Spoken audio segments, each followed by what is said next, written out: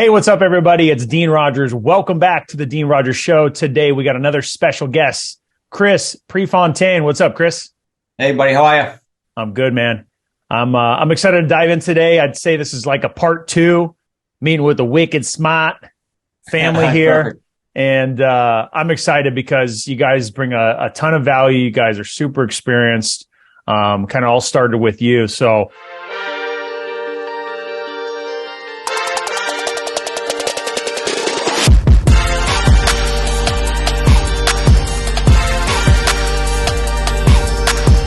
to give everybody a quick background on Chris here, he's a four-time best-selling author. We had to update that before the show. His show notes were 3, but now it's 4. He's got Sell with Authority for Real Estate Investors, Real Estate on Your Terms, The New Rules of Real Estate Investing, Monica Sawyer's Real Estate Investing for Women, and you've got your smartrealestatecoach.com.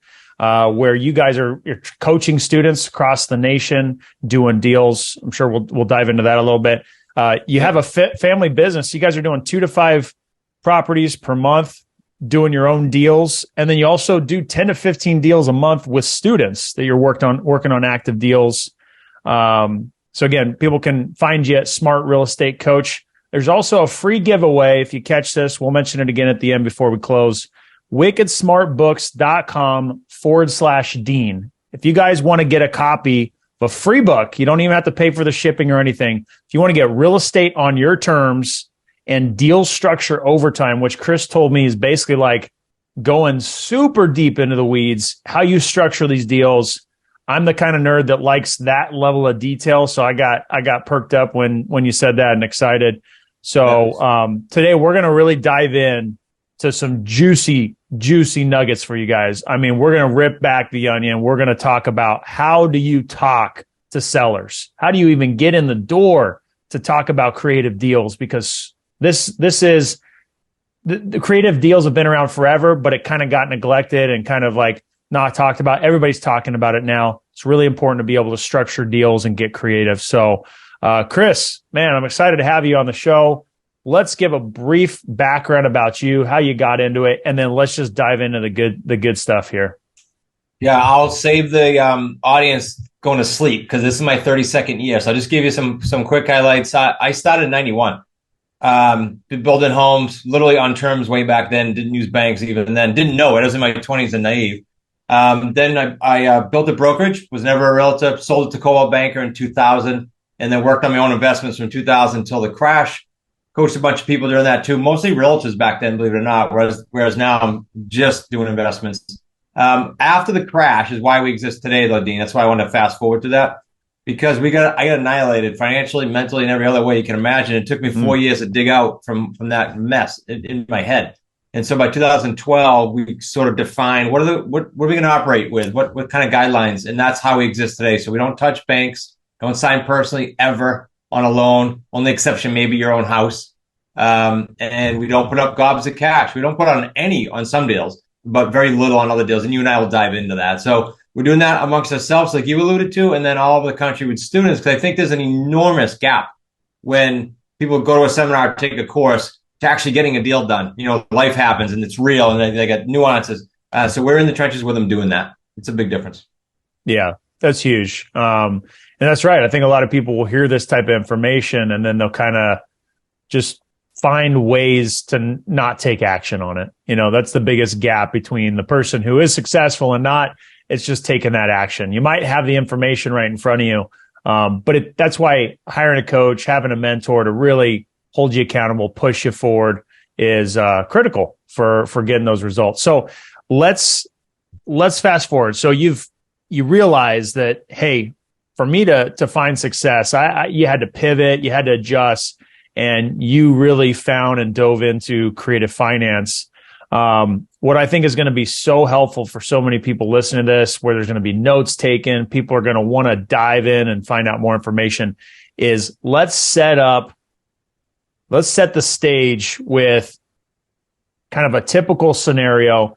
How do you even get in the door? How do you talk to the seller to let them be open to it? Most people in the nation that are buying or selling a house are used to the typical, either cash or bank financing, and they're done with the transaction. They're no longer a part of it. So to get the seller on board with still somehow being tied to it one way or another, depending upon how it's structured, requires better communication, right?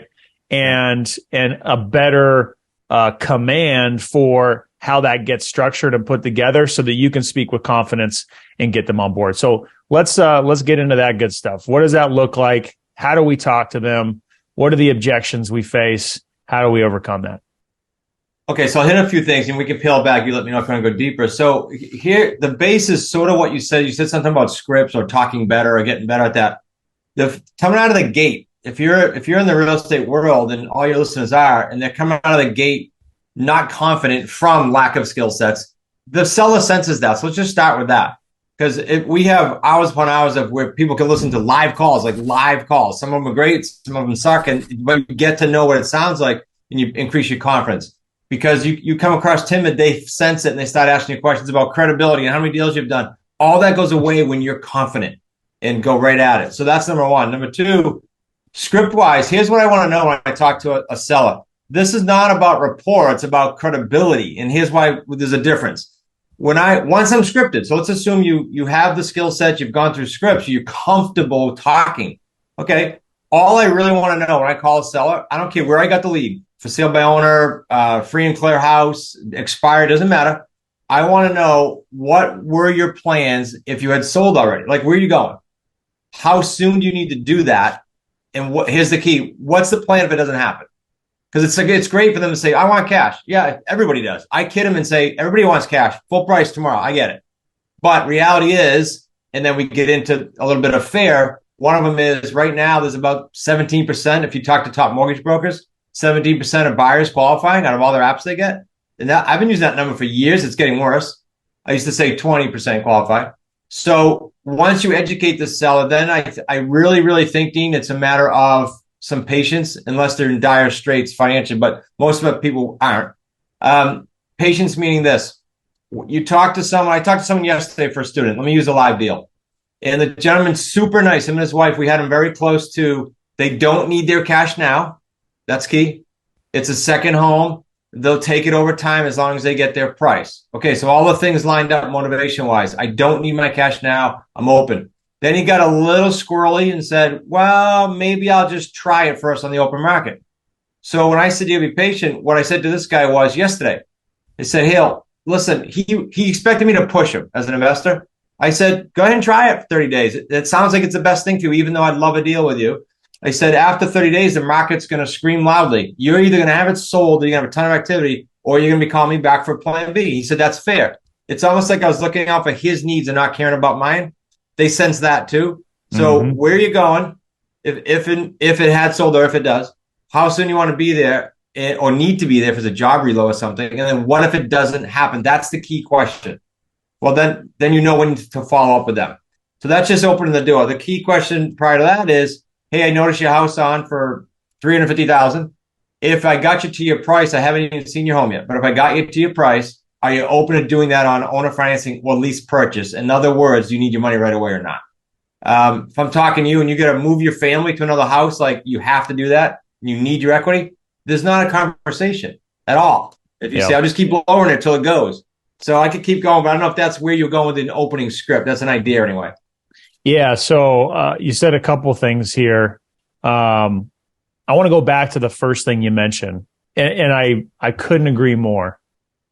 This goes for if you're making a cash offer or especially creative deal, because you're getting a little bit more complex. Sellers are going to tell if you sound confident or not. 100%. How do you build confidence as someone that's new? How do you find a way to, speak with confidence? Because confidence doesn't necessarily come from knowing all the answers. I mean, certainly experience helps. I mean, that's the obvious answer. There's no question about that. The easy answer is experience. But for someone new, how can they speak more confidently?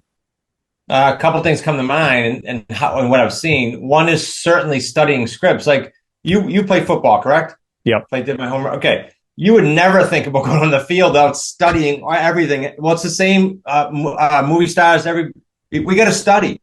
So I know that's not necessarily going to give them a pill for conference, but it starts there. And the second one is we encourage them to role play within our community, within the Wicked Smart community. Grab someone else that's in the same stage as you or a little ahead of you, and role play that out. So by the time you get to, just like sports, by the time you get to that call, it's way easier than the role play because you role played everything already. They're not going to ask you every question under the sun. So role play, study, role play, and then listen ad nauseum to the recorded live calls. The best of our students have said things to me like, hey, I went for a run. I listened to your calls nonstop. I'm in my car. I listen to your calls nonstop. So it's like a song, you listen to it so many times, you know what's coming out next. That's the way you want to get with these calls. It's almost like you can't wait like to the sell, like ask me. I got it. Like I understand it.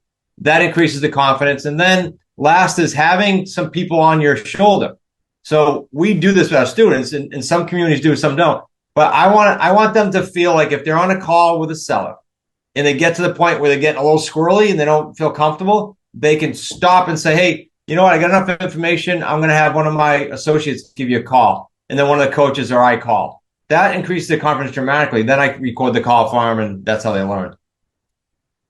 Yeah, I think it couldn't be more true. I mean, going back to football, and I love using the sports analogy, we would practice all week for hours each day running the same plays. There you go. Until we got it right. And there's a meme, not even a meme. It's, just a little social media short video going around where it's talking about, the greats don't, do it until they get it right. They do it till they can't get it wrong. Like that's the thing that's going around. I keep seeing in social media right now. And it's true. You're going to build your confidence by getting in the repetitions. And you're going to get experience and practice doing it live, calling real sellers, but you should really prep and practice before that, right? 100%. You need to be staring yourself in the mirror. You need to be repeating things back, going through the script. You need to get on the phone with other people, right? That's why it's great to be a part of a community. You and I will, say that till our face turns blue. But getting with other people and practicing, that's the best way to build the confidence because you're going to hear yourself say it out loud and make adjustments to your style. And if you're following a script from somebody who's very experienced and had a lot of success, then chances are you're going to be saying words that have power, have meaning, and that are going to get you closer to answers you need. And to add to everything you said, because everything you said I agree with, the one other thing that I could think of is practice, work that muscle of asking good questions. That's the whole deal. Hey, when you're not the smart person in the room and you don't know the information, usually you have to ask questions. Well, a lot of the best salespeople keep that going, right? They let's say it's the seller in this point. You just keep asking them questions and you can learn what those good questions to ask are. You just ask questions, you get answers. Usually they give you all the answers you need, right? Yeah. Because you're asking good questions. This is huge. You brought this up because here's what I hear instead, and then I'll tell you a fix to it. A new student gets nervous. So instead of asking questions that's logical, they feel like they got to fill the air. Mm-hmm. And I call a seminar. They give them a seminar. They try to. Let me tell you how I buy. They don't give a crap how you buy. They want you to solve whatever problem. This whole script thing, and then I'll give you another fix. In my opinion, is finding out what the heck they want. That's why I started that story. You're either solving a problem for them, or in a case of a free and clear, you're helping them accomplish a goal that they didn't otherwise accomplish on the open market. That's it. And if you can't, it's okay. The biggest shortening of a learning curve that I've seen is critiquing live calls. So you're a brand new student. You come in, you record your calls, you send them to your coach. And I work with some of the higher level people now still personally. So I'll put the headset in, I'll listen to the call, and I'll type as they're talking, give them all the feedback, and send it right back to them.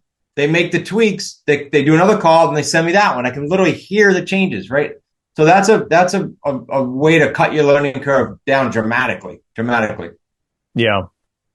I think when it comes to, I love that what you said too. That's what I was thinking as soon as you started saying it is oftentimes the nervous, less experienced, didn't practice enough person getting started, they're trying to sell. They're trying to sell to the seller why they're the best fit, why they're so great, when clearly, you know, they're lacking experience. So to try to make up for that, I'm a cash buyer. I can close quick. You know, we can get all your problems solved. And we've done a bunch of deals, and, you know, chances are they haven't yet. And that the seller doesn't want to hear that, right? No, they don't care. They can tell you're credible typically by your confidence that you speak with. Now, sure, you got to let them know that, hey, I've actually done deals. This is the typical, but usually that credibility that you're gonna portray to the seller is going to come through just sharing some stories. Oh yeah, we worked with someone recently like this, and through the storytelling is where they feel confident. All right, let's see how you can help me solve my problem, right? So I kind of want to dive in. We'll come back to the script because I want to peel back some more of that as well. What's the best place for somebody to go find some of these deals? You mentioned it really jumped out to me. You're either solving their problem because they weren't able to sell it on the open market, or, you know, it just was the right time and right place for them for that type of transaction. Where's the best place for people to start looking for these creative deals and attract or find sellers that are really in this position? There's all kinds of niched lists, but I'll tell you sort of about base, and then I'll tease a few of the niches. The base is for sale by owner, like everyone else would do. It's just when I'm calling instead of a realtor, and I was a realtor for years, so I'm not knocking it. I just know that I can feel the energy on the phone when they go, "You a realtor?" Nope, I shouldn't buy your house. The wall comes down. You can feel it. You can hear it. So for sale by owner, expired listing. For rent by owner is good now because you got a lot of tired landlords. So for rent by owner. And then I love absentee, meaning out-of-state owners, wherever you are, out-of-state owners, and that are free and clear. The third of the properties in the United States are free and clear. It's a big pond to fish in, and many of them are not on the market. You're not competing with that. I was telling you off air, I bought my office building. I'm not home tonight, but I bought my office building, owner financing, from a free and clear owner. Can you imagine going through commercial underwriting? Like, I wouldn't even do it. I'd rather shoot myself in the foot. This was such an easy transaction, just doing it with the guy on the property. So yeah, you can find them. Those are the base list stuff. I love that. If you guys didn't hear that, I'm going to repeat it so I can hear it myself. Think of the avatar. Think of the avatar, the seller who doesn't need cash now, doesn't need a big rip or chunk of cash right now, who's willing to wait to get their price, who maybe doesn't want to take a big chunk of money coming in right now, right? Right. For sale by owner, they're already testing the market out, probably not in a big rush. They really want to get their price. They're convinced they can get their price. They can sell it themselves, right? Expired listings, they give it a try, didn't work out. For rent by owner, did I get that one right? Yeah, you get a lot of tired landlords in there. You can actually buy a list now of tired landlords. It's crazy. Oh, interesting. I don't know how they do that. Where they pull it. Yeah, it's got to be some formula of they've owned it for a certain number of years, and yeah, maybe it's different stuff like that. But think about it. Someone's got a property for rent. It's clearly something they've owned for a while. You can maybe even see in the pictures, it's not fully remodeled and updated and everything. They've been holding on to that thing, right? They might be just done with it. And then you got out of state, free and clear landlords. So own a property, you don't even live in the area. It's just bringing in money. Hey, you know what? Sure, maybe I'll become the bank now. I don't have any repairs I got to deal with. No tenants I have to deal with. I still get a check every month. Sure, why not? You know, or it's a second home, out of state, second home. Yep. Second home too. Yeah, great point. So that's the avatar right there. You just described it. That's huge golden nuggets. If you guys hadn't been looking into those kind of lists, you hadn't thought about it, makes perfect sense to me. So let's go back to, with that context, the type of seller you're dealing with. When you're having conversations with them, how do you break the ice to get into creative? and I know you mentioned kind of like asking them some preliminary questions, but how do you get them to be truly into it, open to it? And what are the best questions to kind of ask them? Yeah, I honestly, no matter what the list is, ask them that question about needing their money right up front. So I relate it to the price. Dean, I noticed you're on for $500,000, whatever. I hypothetically, if I can get you there, are you open to owner financing or lease purchase? Now, half the people say, "What's that?" The other half go, "I don't want owner financing." Owner financing, like I told you earlier, even master leases, 1600s, like before banking, but it's not as mainstream. So that's my first question. Then, even if they say no or yes, it doesn't matter. If they say no, I ask, well, why do you say that? Usually they're saying it because they don't know what the heck it is. And then I get into those three key questions. Well, all right, let me just, before we get too detailed, let me just ask you where you were going, how soon, and what if it doesn't work? That's it. That tells you that you be quiet after that third question. It's going to tell you their whole motivation. I have to move. I need the money. I'll sell it lower. I'm screwed. I got to go out of state. Then what do you mean if it doesn't sell? I got to sell by then. Okay, I'll give you a call for my plan B. Like, you will know if they're going to be a candidate or not. And the gentleman that I gave you the live script on that I called yesterday for one of our students, she's actually a realtor, but she's in our community. I knew he wasn't in a hurry. I knew he didn't want to be pushed. And I knew that if he doesn't sell in the open market, he's going to call me first because I really gave a hoot about what he was doing. So it's all digging into questions. And if you're not sure what questions to ask, to your point earlier, make one up. It gives you time to think. What if I was to buy your house tomorrow? I'm curious, is there any repairs that are immediate? Or if you were going to stay in your house, what would you do next? Yep. Just let them talk and you can think and just calm down and think for the next question. That's all. Yeah. I think those questions are really great for setting up creative because it really paints the picture.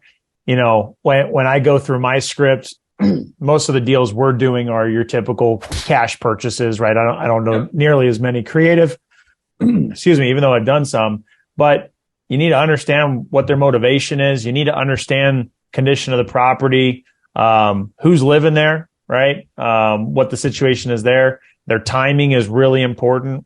I like to ask about decision makers, any roadblocks they have. You got to get to the price. All those things I call the puzzle pieces. And for you, you're getting straight to those puzzle pieces that really matter, whether it's like, hey, this is in likeliness or unlikeliness kind of category.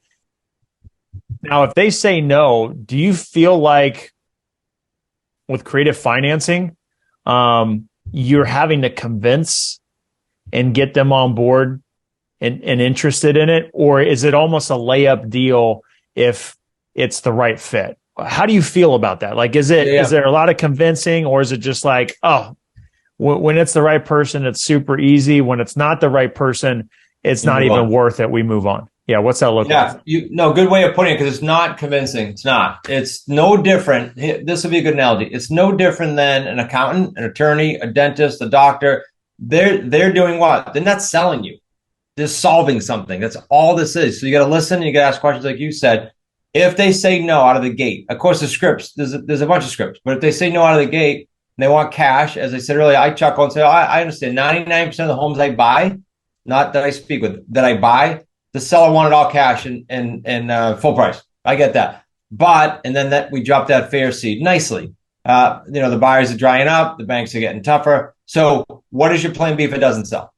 I don't need a plan B. I'll drop the price. And again, the questions I went into earlier, you will find out. So it is, I won't call it a slam dunk, Dean, but it is, if you find out that they can wait and you find out you can truly solve their issue, you're golden. You really are. And if not, you're not convincing them. If they need their cash to go do something else, you're moving on. Yeah. I love that. Okay. So what are the type of issues? Because I know in the real estate investing world, the type of transactions that me and my team are doing, it's all about problem solving. The only reason there's a deal that comes together is we're solving a problem. Now, with the creative financing structure, they're not necessarily getting their money now, right? We've already talked about that. What is it? What are the typical problems that we're solving when that is a good solution for them? What is it? Is it just one? Is it a couple different? What are the typical solutions that you're solving? Yeah, I'll give you a bunch in no particular order. I'll think through deals in my head as I say them. So my office building was busy street, very popular area. I live on an island. So every realtor and everybody and their brother saw this building.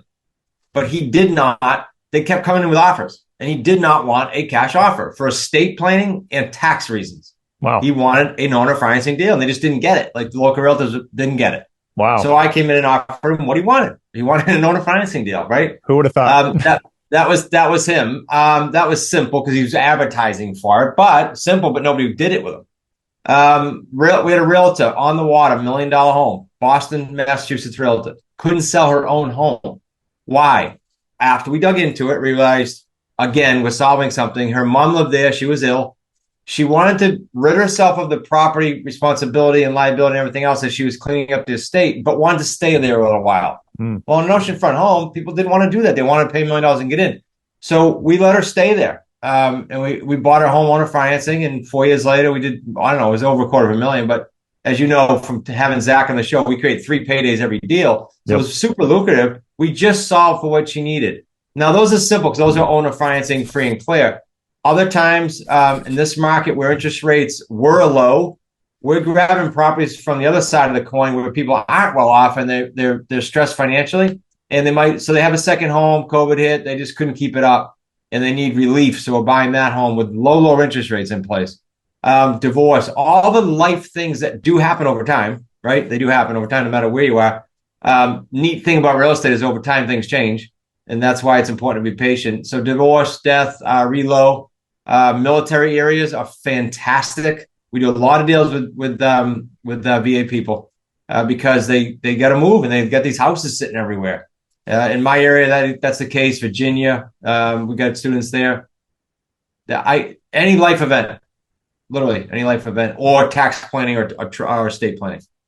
Yeah, those make perfect sense. Do you feel like for creative finance deals that there's, you can consider the real estate investing transactions that take place in the market? I could be off on the percentage, but they say something like, 95% or 96% of real estate transactions happen with a realtor, the traditional everyday way that most people are accustomed to.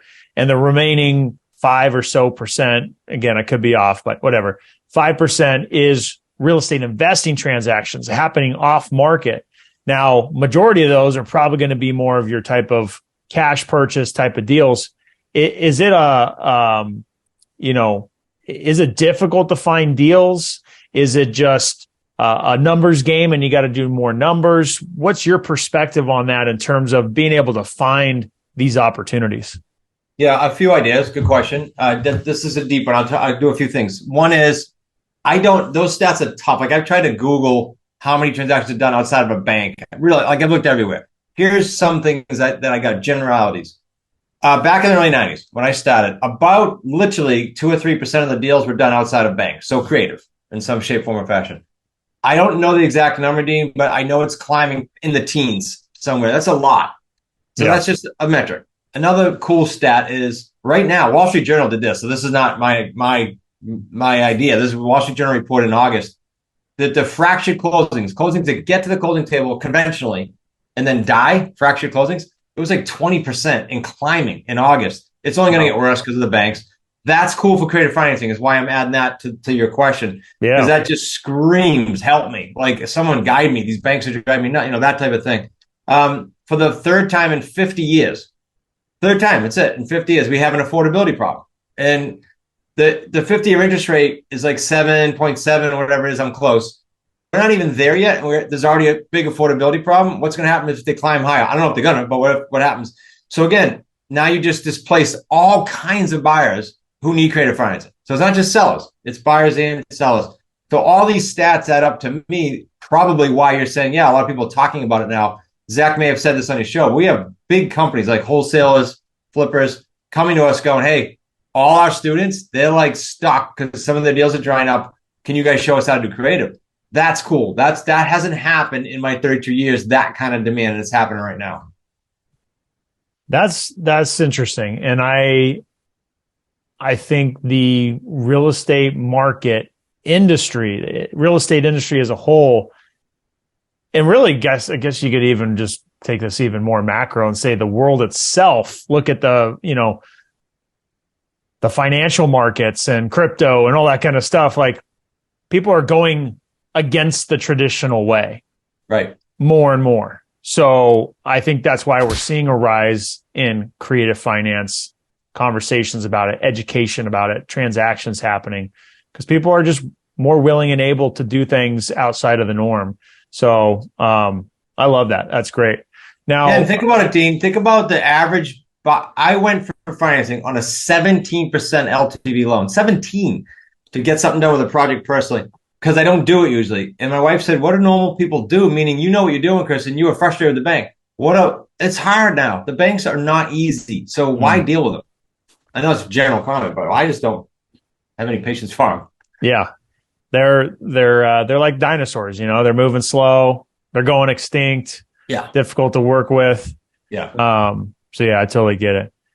Well, man, there's just a lot of good stuff here. So much good details that we dove into. I think there's a lot of value that people are going to get out of today's show. So for people, if you guys want to get connected with Chris, go to smartrealestatecoach.com. You can also go to wickedsmartbooks.com/Dean to get your free book, Real Estate on Your Terms and the Deal Structure Over Time.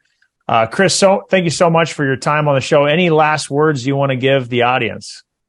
I like doing this. So real quick, it doesn't matter what niche you're in, cash, flip, well, it doesn't matter. Creative, but do this for yourself. The market's right now screaming that needs more people doing this the right way. So find a niche somewhere in real estate that you can get behind, whether it's you like helping people, you like being behind a computer, whatever. Find a niche that fits you. Then find someone in that niche that's been through some economic cycles and that's where you want to be in life, not just real estate, because you can screw up your life and be successful, right? We don't want that. And then third, put the blinders on, no shiny objects, 3 years minimum. You'll have a good experience if you do that. I don't care if you open a restaurant, that'll work. That simple 3-step formula. I love that. Thanks so much, Chris. Thank you. Make sure you guys connect with Chris. I say this over and over.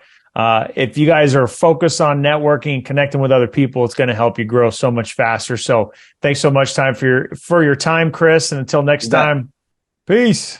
Awesome. Thanks, buddy.